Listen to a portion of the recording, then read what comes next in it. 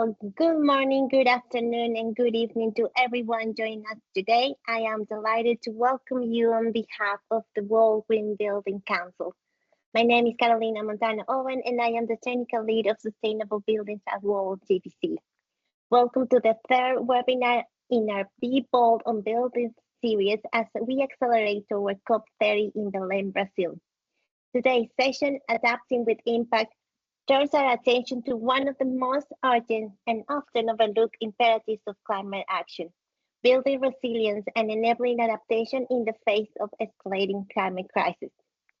And I am especially pleased that today also marks the launch of World GBC's new position paper, Developing a Strategy for Climate Resilient Buildings, a call to action on how resilient building strategies can safeguard communities, support climate goals, and deliver business value.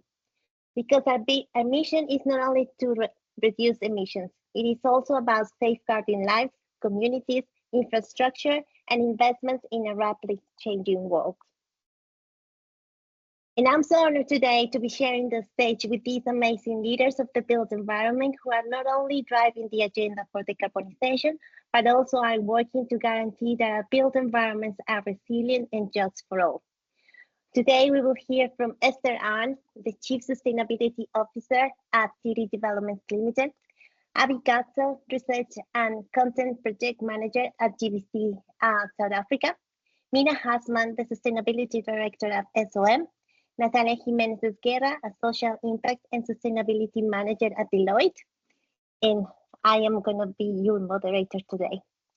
And today's agenda, we will have 5 short presentations from each of our speakers, and we then will have a session of Q&A. So please leave your questions for our speakers today through our Q&A function. Sorry for that. But before we begin, I'd like to take a moment to introduce World Green Building Council. At the World Green Building Council, our mission is by 2050 to achieve total decarbonization of the built environment, healthy, equitable, and resilient buildings, cities, and communities, and the regeneration of natural systems in a thriving circular economy. To get there, we are shaping the right policy, financing, social, and cultural environments to deliver sustainable built environments for all. We are very proud to convene the world's largest green building network of over 75 national green building councils. There are 48,000 members and over 70 strategic partners. Together for over 20 years, we've been accelerating the green buildings transition. This is why we've launched our Be Bold on Buildings webinar series to showcase real-world progress and invite you to help scale it. The purpose of today's session is to spotlight how our global network is already delivering on the global stock space adaptation and resilient priorities and closing the implementation gap. Because the reality is clear. According to the UNFCCC, only 62 parties have so far submitted adaptation communications under the global stocktake. And that is not enough. Greater transparency, stronger leadership, and more decisive local action are urgently needed. That is why our new position paper matters. It sets out how climate resilient building strategies can protect communities, deliver business value, and ensure that the built environment plays its full role in achieving global climate goals. Resilience is not an optional extra. It is a necessity for governments, for business, and for people everywhere. Because the numbers talk by themselves, we have over 3.6 billion people in vulnerability, and around 3 million people a year are forced to leave their homes because of natural disasters. We are currently expanding from 3 to 5 our national GDP in recovery efforts. So that's why resilience is increasing on the international agenda, especially at the Buildings Breakthrough Agenda. The global stocktake has set specific goals, many of which are relevant to the built environment and are summarized here, from doubling energy efficiency to transitioning away from fossil fuel systems to increase resilience.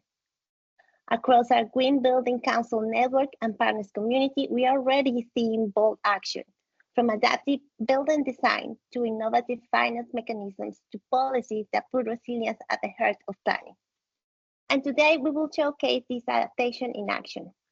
Wherever you sit in the built environment value chain, we hope that you leave today with, first, clarity on how resilient strategies can be applied in your context. Second, confidence that adaptation is both possible and urgent. And third, inspiration to take bold steps that will protect people and the planet. As we build toward COP30, let us be clear. Mitigation and adaptation are two sides of the same coin. The era of implementation is here, and adaptation must be embedded at the core of climate action. Through this series, we are making the case, the business case, but also the human case for why sustainable, resilient buildings are fundamental to safe and a thrive future. As we listen today, we invite you not only to learn, but to join us. From users to policymakers to manufacturers and developers, it is crucial for all stakeholders to understand the key factors that contribute to building resilience and prioritize the actions needed to adapt and create more resilient built environments. And this is why we are putting forward today this paper, Developing a Strategy for Climate Resilient Buildings. One of the main elements that you will find in the paper is this infographic, where we want to explain how to move from principles to strategies, and in the next sections, also from those strategies to tangible actions. We don't have too much time today to go in detail through the infographic, but I invite you to take a look and also take a look at these key considerations. For us, it's very important that our readers reflect on these key considerations that are summarized here. But today, if I may, I'm going to highlight on two of them. The first one is that buildings need to be designed and retrofit accounted for the future conditions. So we need local weather files or weather sets that have that information. So we encourage cities to liaise with the academy, with the academia and the private sector to find the best way to get them or develop them if they are not available. And the second one is that we encourage involving the community and users in the planning and design. First, because that encourages empowerment and that is key in creating resilient communities. But second, because there are also different considerations for certain groups, such as children or senior citizens. So please take a look at both our publication and our expanded readiness framework, where you will find more specific recommendations. And last but not least, we want to point you to this very simple set of steps to consider when looking at roadmaps for resilient buildings. So once again, here you find the QR code, and we will also be posting the link on the chat.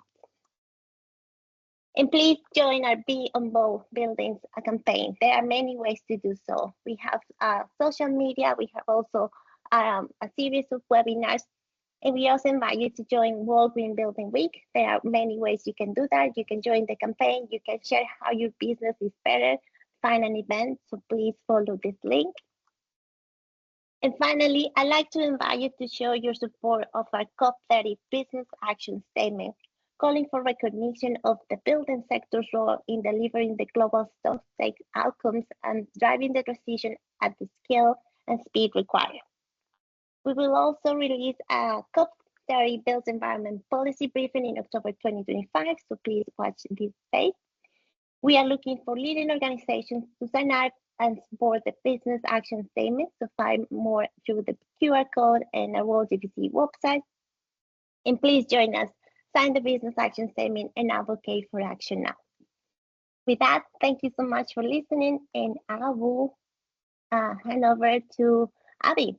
Abby, over to you.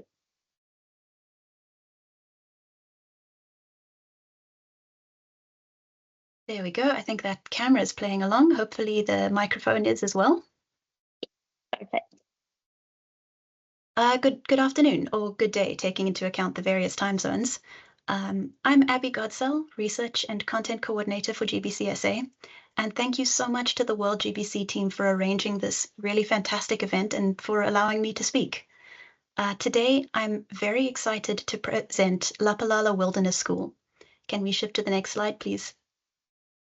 I'm going to present Lapalala Wilderness School and how it's taken its contextual challenges and applied resilient design as a solution.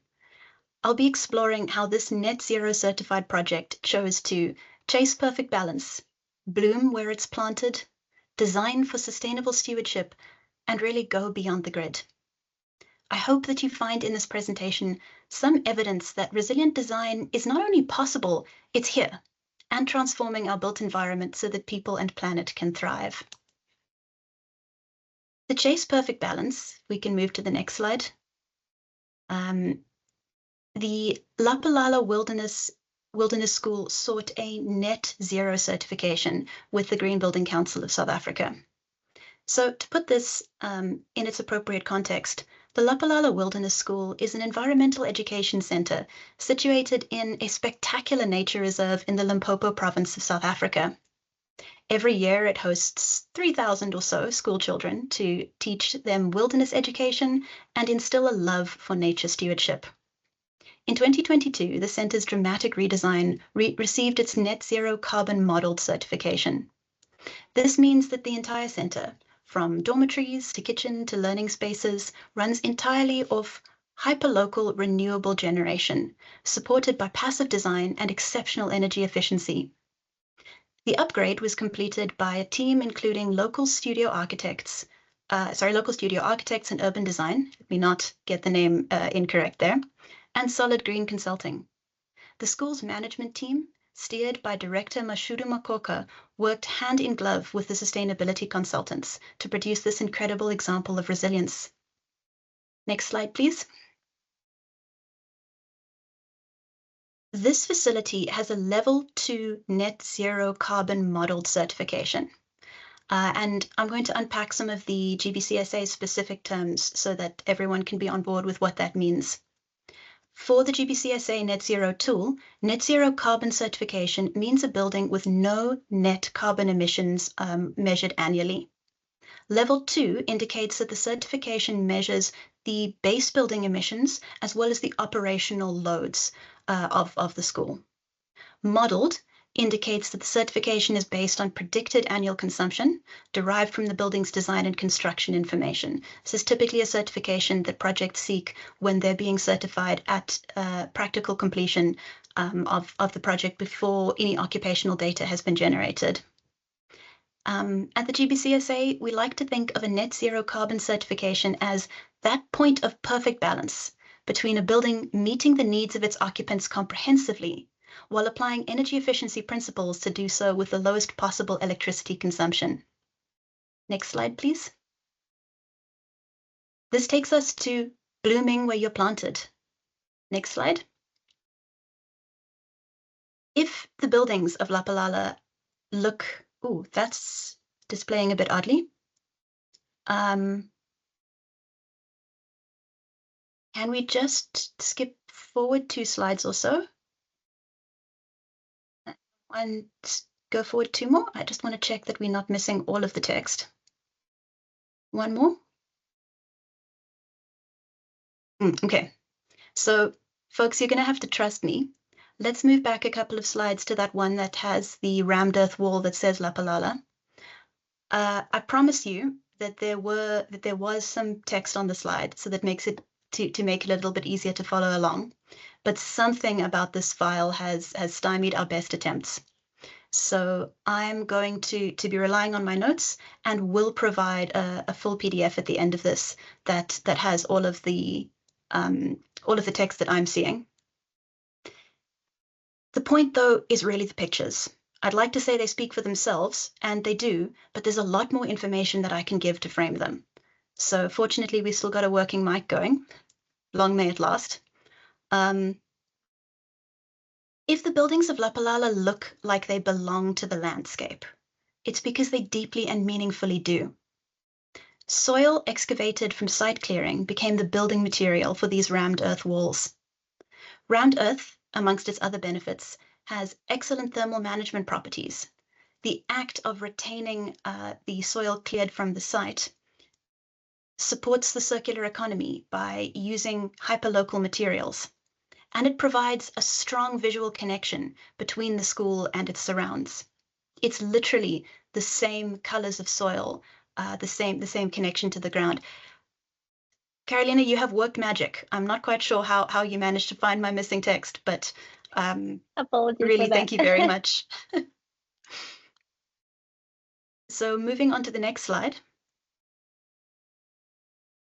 A key part of any passive design, which is one of the first major tools in a resilience playbook, is managing solar heat gain and sometimes that unexpected heat loss. In the high-veld climate of Limpopo, there's quite a high level of aridity, unexpectedly so. So this means very hot days and particularly in winter, very cold nights. Therefore, the way this wilderness school manages heat transfer in its design is critical. The shading devices in this picture provide passive cooling for the outdoor areas and are designed to evoke that sense of dappled sunlight coming through a tree canopy. Building orientation, careful window-to-wall calculation, window-to-wall ratio calculation, cross-ventilation and insulation all play a key role in how this facility manages its interior comfort through natural ventilation only. So it's sort of passive design at its peak because we've got a quite harsh climate in which it's situated and no reliance on air conditioning to keep the occupants comfortable and happy in the indoor spaces. Next slide. Designing for sustainable stewardship. This is a good reminder that a building or a project never exists in isolation. Let's move to the next slide.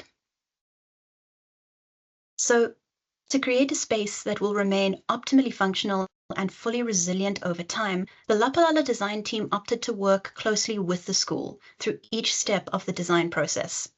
From developing the brief of activities and services that the school offers, to a deep dive into the challenges imposed by the remote location and the specifics of the needs.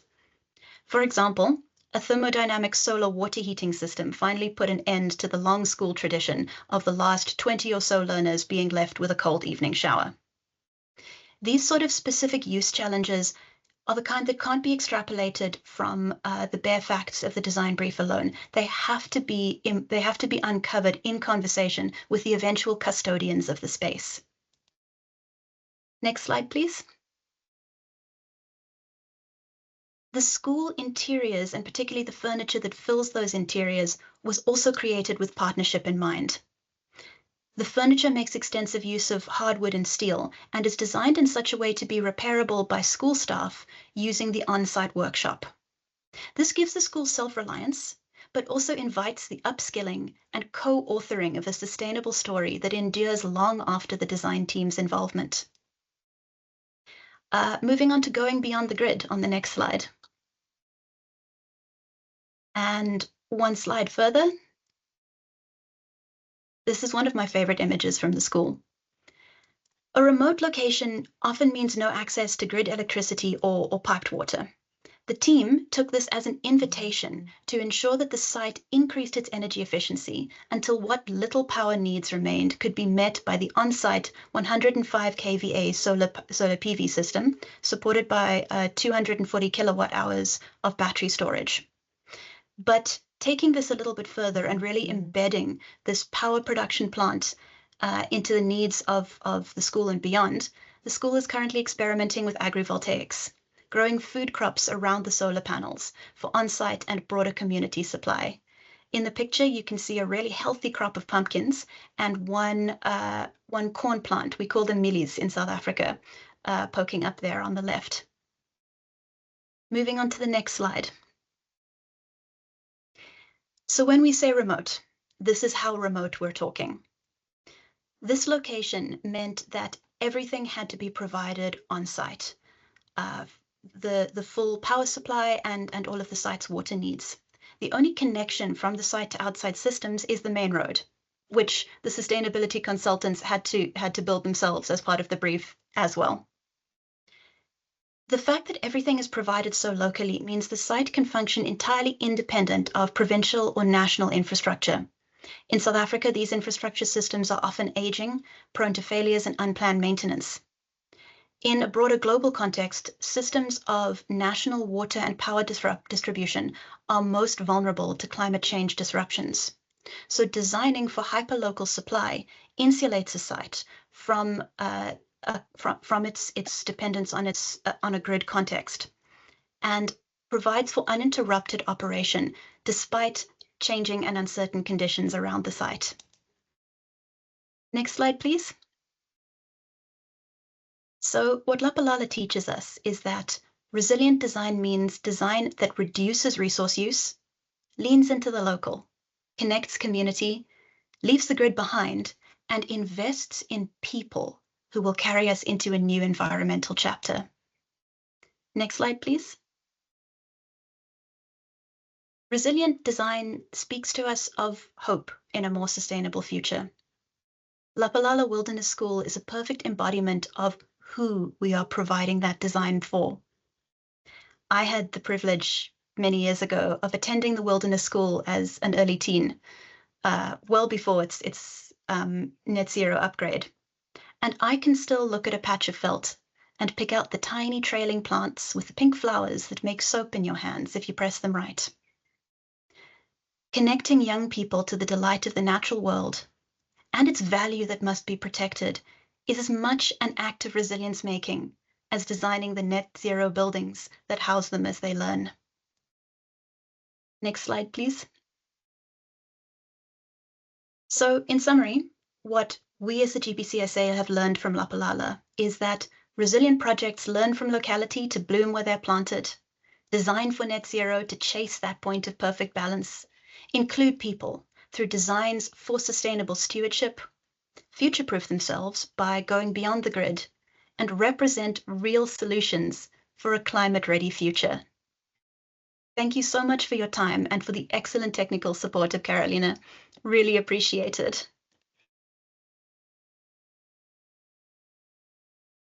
Thank you so much, Abby. What an amazing case study and a perfect example of how involving the community help us find better solutions. So thank you very much for that. I'm gonna hand over to Natalia. So while I put the slides up, unless Natalia, you'd rather do that, but yes, Natalia, welcome. Thank you, and hello, everyone. I'm gonna talk about our case study in the Bogota office. I'm the Sustainability and Social Impact Manager at Deloitte Spanish Latin America. And between our commitments to reduce our impact in the environment, we have set a very ambitious goals to reduce our emissions. And that also includes how we make our offices and workspaces more sustainable in a way that we reduce our impact, but we also offer a nice space for the well-being of our people. So I'm gonna focus on the recent project of our offices in Bogota that was certified in LEED Platinum last year. I'm gonna give you some context of the climate conditions of Bogota. Then I want to talk about the business objectives and also the economic context of Colombia and in general in Bogota. And then I want to talk about how we move from a concept to set a new standard in our offices at Deloitte Latin America. And then I will finalize highlighting some of the more important achievement of this project. So if we move to the next slide, please. Okay, so Colombia, as most of the Latin American countries, is obviously very vulnerable to climate change impacts. And Bogota particularly is often very vulnerable to the El Niño from the rising temperatures, but also wildfires and also changing the patterns of rainfall. And last year we had a very difficult situation because the city experienced a drought and we have to put the city into a citywide water rationing. We experienced the lowest point of our reserves were at the lowest point in decades. The one that provides 70% of the water of the city was at the 17%. So that's why the city have to implement this water rationing across the city. If we move please to the next slide. So then we wanted to make a very important investment for the next 15 years. We were planning to change to a new office, but we wanted to make a very important investment considering obviously financial efficiency, but also ensure that this space will provide a good environment, a good work environment for our people, considering the projections growth of our people for the next 10 to 15 years. And also, we wanted to ensure that those offices were already aligned to the net zero 2040 goals, that including also making a very responsible use of resources and also considering the adaptation to climate risks. However, the market context was a very difficult moment because what we found when we went to the market to find a space was a very high rate vacancy of all buildings. So there was no a good offer of new buildings, especially those with higher specifications that complies also with environmental features. So those were the challenges that we were facing. However, we didn't want to stop there. We wanted to find under these circumstances an opportunity to lead and also make a statement in our sector and in generally for the corporate offices. So we continued to look and we found a very nice place, and here is how we managed to overcome those challenges. And please, if we change the slide, please. So we were thinking and having a very nice idea of how we wanted to have our offices, but as mentioned, it was a very challenging environment. So what we did to ensure that we end up in like having the idea making or becoming through to have a very nice office was first to ensure that sustainability was embedded from the beginning in every single stage of the project, and also assigning the same weight for sustainability as any other financial metric.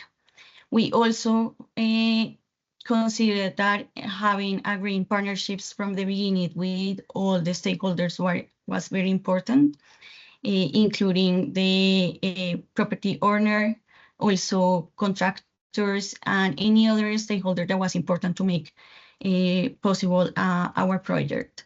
And finally, also, it was very important to set ambitious targets from the beginning, not only for the building, but also for our fit out. So those three were like the key success factors to ensure that our offices were going to comply with the highest standards that we wanted to have in our offices, but also ensure that it will be a very important long-term investment. What we achieved with at the end of the project was that we managed to certify our offices as the first interior design LEED Platinum project. We also set a new high standard for all our offices in Deloitte Latin America. And also we are located in the first building in the region that was constructed with concrete that is carbon neutral, 100% carbon neutral. Also, that lead us to have very important efficiencies in terms of water, energy. Also, we are promoting sustainable mobility for our people. We managed to divert 87% of our waste from the landfill. We also prioritize local procurement, so we support our local communities. And also, as I mentioned before, this new office to be an space that was put in as very important standards for the well-being of our people. And right now we have increased the attendance rate on 60% in contrast with our previous office.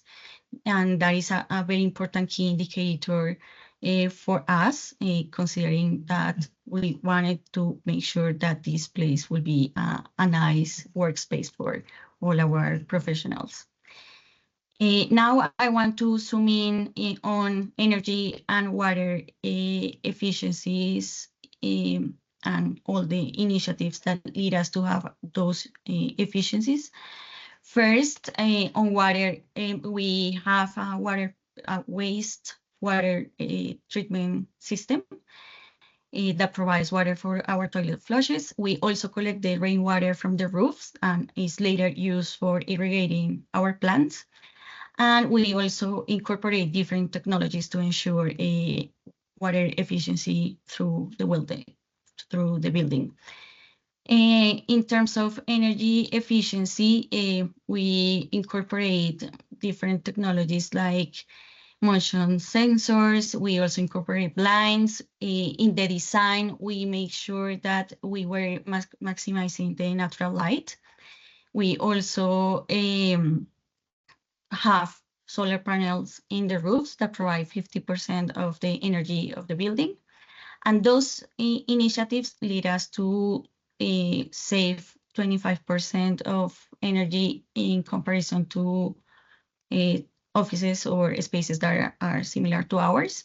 And the initiative that I mentioned of water lead us to save over 50% of potable water, but also we are saving more than 90% in contrast to our previous office.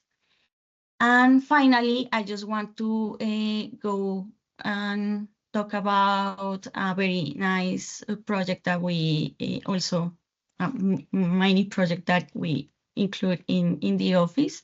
We have a biodiverse garden.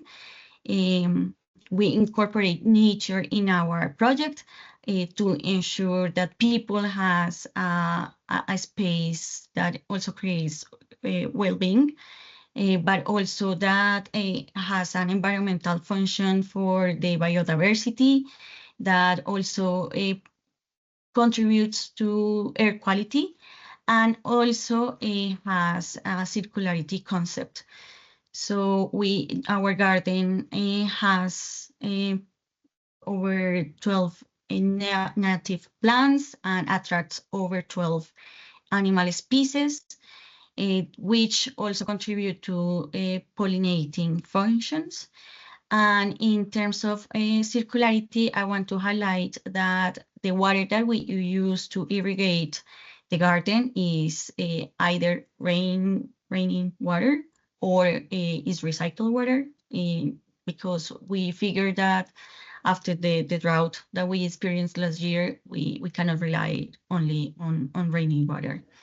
We also have a solar panel that power the lighting of our garden.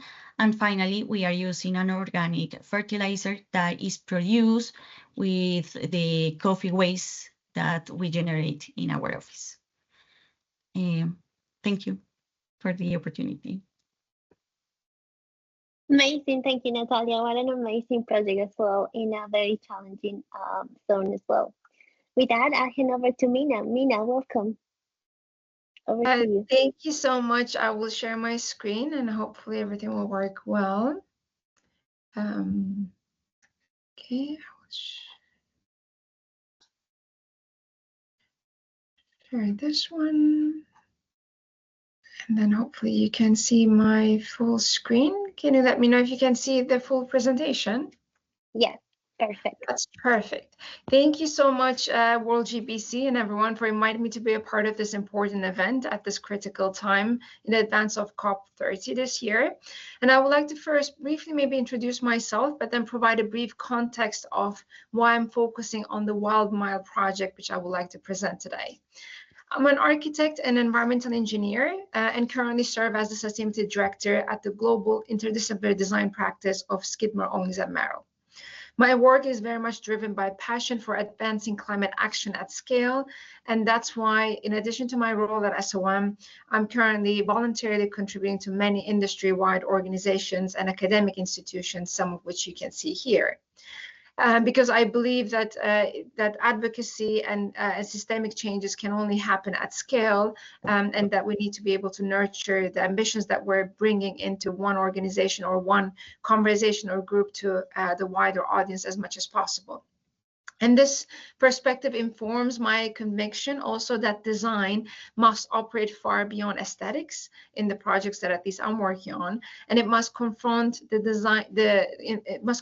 defining challenge of our time, specifically geared towards climate change and adaptation and resilience to the implications of climate change. And so also to set the context on the project that I'm presenting today, around the world, cities face a shared reality where climate change is no longer a future risk, but a very much of a present force, especially in many parts around the world that we see today. From heat waves to more frequent floods to biodiversity loss, they're all testing the health, safety, and equity of our urban environments. Yet cities hold the power to lead. They concentrate people, knowledge, and resources, and these are the very ingredients that are needed to imagine resilience when we talk about it. Here, I would say that design is not just about form, it's about shaping ecological, social, and cultural systems that allow communities to adapt and thrive. But design alone is not enough, because adaptation especially demands collaboration. Between governments, scientists, educators, communities, and citizens, as we have done in the Wild Mile project. That's why I'm really keen on presenting that one, because the resilience emerges when we design with people and not for them, and that requires a lot of input from varied stakeholders. Now coming to the Wild Mile project, which is located in Chicago, USA, and it was led by the Urban Rivers, and in collaboration with SOM, we've designed the master plan of this floating eco park, where ecological innovation, civic imagination, and community engagement really converged, transforming an industrial canal into a living laboratory for adaptation. Located along the once industrial edge of Chicago's North Branch Canal and led by the Y team, especially predominantly led by the Urban Rivers, I mentioned before, in collaboration with SOM, this project is not just a park. And it's not just an experiment. It's a living, breathing laboratory where city, nature, and community meet to shape a more resilient future.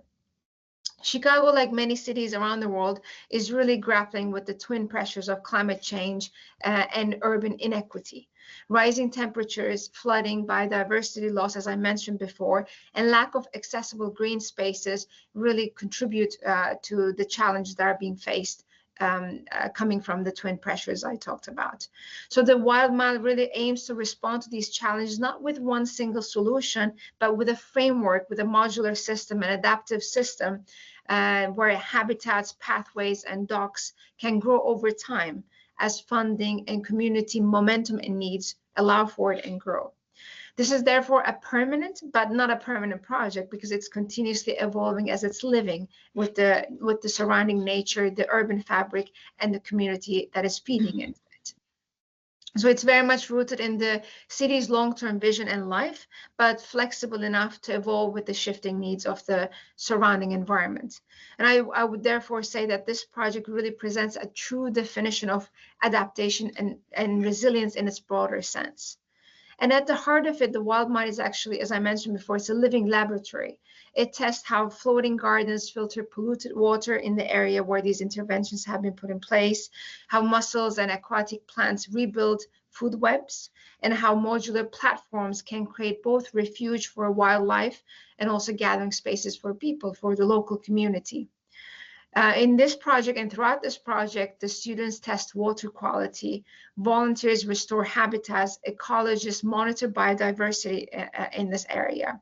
Considering this, every boardwalk and raft becomes a site of learning, experimentation, and adaptation. This is a design as a research and as a stewardship where success is measured not just in the built form, but in the ecological recovery and community empowerment that it generates. So the wild mine is very much about people. For decades, this stretch of land and this rich stretch of river side was cut off from its neighbors. Today, it offers kayak launches, classrooms on water, and also pathways that reconnect communities with their river. The success of it also comes from the fact that it was built with the people and for the people of this local community, as I mentioned before. Over 40 schools and nonprofits have been engaged in the development of this project. So it's a truly collaborative effort and a very successful outcome, I would say, as a result of that.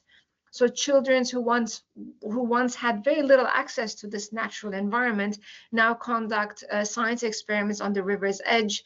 Local residents kayak besides floating gardens, and volunteers that are known as river rangers document new species, clean up thousands of pieces of trash on a regular basis. And I think it's important to emphasize the success of it based on the attraction that it had to date in its first phase. Currently, it's moving into the second phase of the project where the project will evolve more. But it already in its first phase with this relatively smaller intervention, it attracted over 40,000 visitors and brought more than 100 species of birds, fish, and insects back to this waterway. It's a place where I would say human experience is enhanced by ecological restoration and where communities find not only recreation, but also agency in shaping their environment. So the communities are being empowered to contribute to the adaptation and resilience of their urban fabric. But the Wild Mile, even though I'm presenting an example from Chicago, I think it's just more than Chicago's story. Its kits of parts design makes it very replicable in cities worldwide, because it really demonstrates how neglected urban waterways, whether in North America, Asia, Africa, or Europe, can be reimagined as inclusive public spaces that absorb floodwaters, that cool neighborhoods, restore biodiversity, and invite people back to the water's edge. And it shows that adaptation doesn't always require monumental infrastructure or a lot of investment. It can emerge from incremental, modular, and community-driven acts of repair capable of expanding as resources and momentum grow. So I would say, maybe just to conclude, I would like to say that the wild mine really reminds us that resilience is not static. It's living, evolving, and collective. So are we. And it's a vision of adaptation where design and ecology are inseparable, and where communities are not spectators, but they are partners of this journey. And as the climate continues to test our cities, the Wild Mile offers a hopeful model, a living laboratory where people and nature learn to thrive together. And now I would like to conclude sort of this brief presentation by showing you a short clip of the actual experience at this Wild Mile piece of land. So I do hope that this will work. Thank you.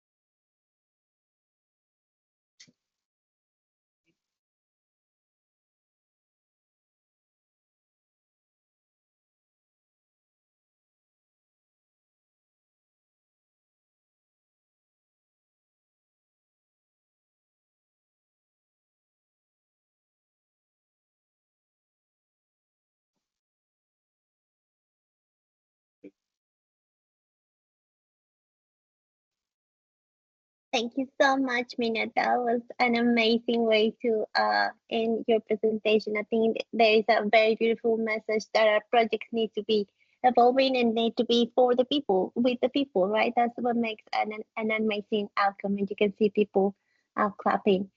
Thank you So very we much. have seen, thank you, Mina. We have seen an amazing set of projects from South Africa to Colombia to the US, and now we're going to Singapore. So Esther, over to you. Um, Hi, can you see my screen? Not the full screen yet. Not the full screen. Okay, coming out. Yeah. So, well, Yes. thank you for having me, and hello from Singapore. And I think the previous, speakers has already talking about the price that we have to pay for the impacts of climate change. And by 2050, 14.5 million deaths is expected, and it will also erode 50% of global GDP if temperature continues to rise by 2 degrees. And our building environment, we are all too familiar with the 37% of energy-related greenhouse gas emission, and we also, are responsible for 50% of extracted materials and 1/3 of water, and also contribute 35% of generated waste. So how do we design, build, and manage our property, and how do we engage our stakeholders and communities and building users are very important to move the needle towards net zero. And just to give a bit of context of CDL, we were actually headquartered in Singapore. We were established in 1963 with only 8 employees. Today, we are operating in 29 countries and regions, and our core business includes building home and residential developments, commercial property, mixed development, and malls, and also have a footprint of 160 hotels worldwide. What we are proud of is not just about, geographic and economic expansion. What we take pride of is actually embracing sustainability 30 years ago when, the topic about green building and sustainability were not quite the priority in the business world. So actually our business embraced and founded on 4 strategic pillars, and we call it the 4I. The first I is integration. We have to integrate sustainability and green building in everything we do, and in terms of like corporate structure, from the board to all the way to rank and file across all business and operational unit. And today we are looking at, we are living in a very unsustainable world. Risk mitigation is a given. We have to focus more on adaptation, scout for technologies and innovations, and adopt it and create impact. And these technologies are not free, and we need to look at investment and scout for gain better access to investment and also sustainable finance. And what we do or what we don't take action, there is an impact. So we have to disclose it, set target, and make sure that we track the performance and report it. And of course, sustainability reporting is a mandatory requirement for listed company like us. And we have actually started reporting since 2008, 18 years ago. And today we are actually embracing and harmonized standard with GRI, ISSB, CDP, and of course, the SDG as well. And last year, we actually embraced TNFD, the Task Force for Nature-related Financial Disclosure. For the world to become net zero, we can't just look at technology, but we also have to conserve and regenerate nature. And with the climate emergency around us, we have to take bolder action. And I'm really supportive of the World GBC's Be Bold on Buildings campaign. And for us, we actually started in 1995 with a very bold vision on ethos of conserving as we construct. Conserve the environment, conserve the community and resources. And what does that mean to us is we have to build green. Whatever we do, whether new development or existing development and asset management, we have to adopt green building standard. And in fact, we actually built the first eco-condominium, which paved the way for green building in Singapore. That was 2002. And we also look at bold and original solutions and design. And targets to keep it as low as possible in terms of energy usage and carbon footprint. And we must drive change, take actions to drive change by embracing and engaging more community, building a bigger force for good. And allow me to elaborate it. For when we talk about bold on low carbon, we look at the aligned ourselves with our Singapore BCA Green Mark Platinum Super Low Energy Development. And it is challenging. It is not easy. It has to be at least 60% or more efficient than the baseline year 2008, the building code.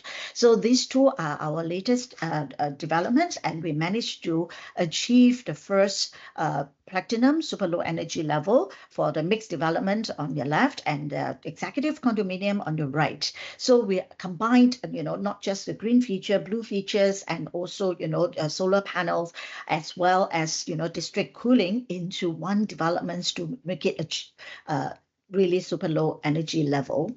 And we have to also look at, work with nature, be friendly with nature, and nature-based solutions and circularity solutions are gaining traction. And on the left, you actually look at Treehouse Condominium, which was completed in 2014. And BIA, Biodiversity Impact Assessment, was not a requirement then, but we conducted it by voluntary basis, and we actually devote 77% of the site area to landscaping and greenery. Singapore is 1 degree north of the equator. It is summer throughout the year, and temperatures keep rising, and we have to look to greening, the surrounding area, the urban spaces, in order to reduce, reliance on air condition and reduce the carbon footprint. And on the right-hand side, you can see that there is actually circularity solutions. And this jogging track is actually made of rubber from recycled track shoes. And this is actually the, jogging track on the rooftop, connecting the rooftop of 3 buildings that overlooking the East Coast. And we continue to conduct R&D, look for new technologies to accelerate carbon reduction. On the left-hand side, you can see this is a new CSU, the ready mix concrete, that is to replace cement with GGBS, which is a ground granulated blast furnace snack. And what we can achieve is actually achieve a highest percentage of cement replacement in Singapore currently, and achieving a 65% reduction in embodied carbon. On the right-hand side, for construction site, traditionally it always rely on diesel generators, but we have actually adopted this battery solutions, which help us to cut down carbon emission by up to 80%, and also 32% quieter. And the good thing is actually it is not costing us more. So we have expanded using it for quite a number of our development. And we can't just rely on technologies to achieve net zero. We have to engage our supply chain. Scope 3 carbon footprint is largely contributed by our supplier. So we have to engage and enable our supplier and educate them what we need about carbon accounting and reporting, and get data, credible data and good quality data from them, so that we can report meaningfully. And we have actually built a sustainability academy, which is a zero energy building.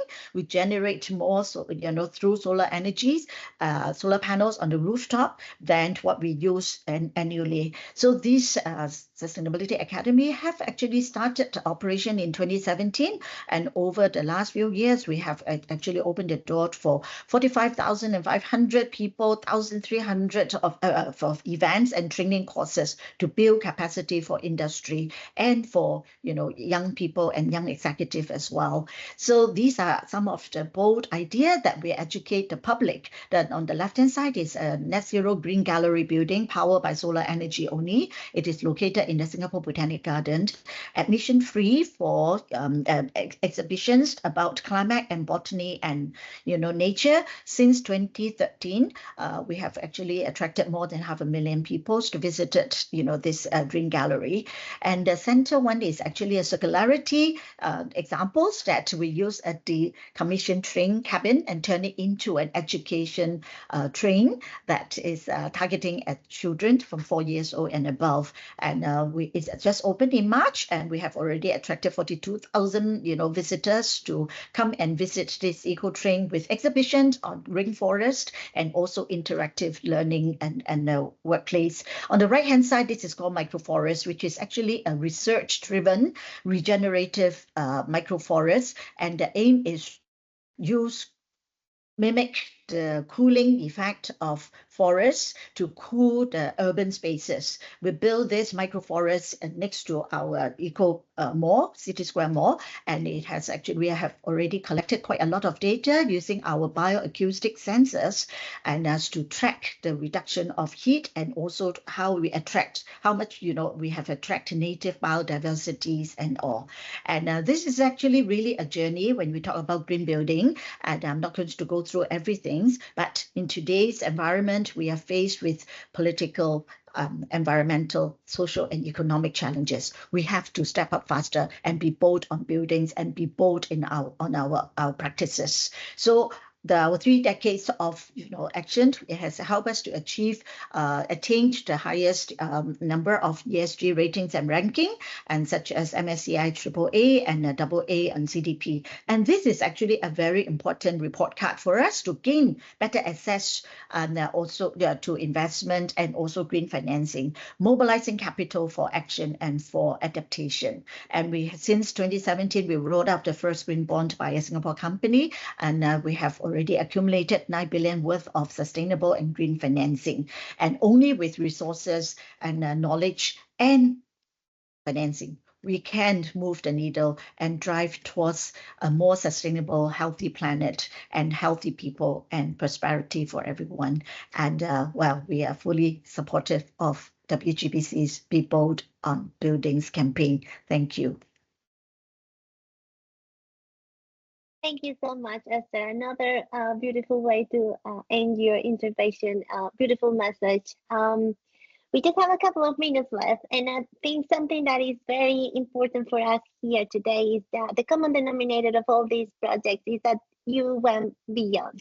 You created projects that work with people since the beginning, and somehow you managed to make the business case for it. So in the last 3 minutes, I would like for each of you to maybe just give us a message for the people that are listening to us today and are trying to develop this project. So what was the main lesson probably learned, and what is your main recommendation? So, and thank you very much for presenting all these amazing projects. But then, Abby, put you in the spot. So just a massive thank you to the other presenters. We've seen such amazing snapshots, and it's just such an important flipping the script, because our climate script is a little bit scary at the moment. But if we focus on what's being done, on what has been achieved, on what the imagination has made real through buildings, it's why green buildings is so much fun, because it's a climate change hope example that you can visit, sit down in, look at the view through a window of. So thank you, Carolina, for making the space, and thank you to my co-presenters for filling us with this inspiration that sometimes is one of the most powerful things in our toolkit, to just say we can because we have. Look at these examples. Amazing, Abby. Thank you very much. Natalia, your message. Well, I just want to kind of highlight that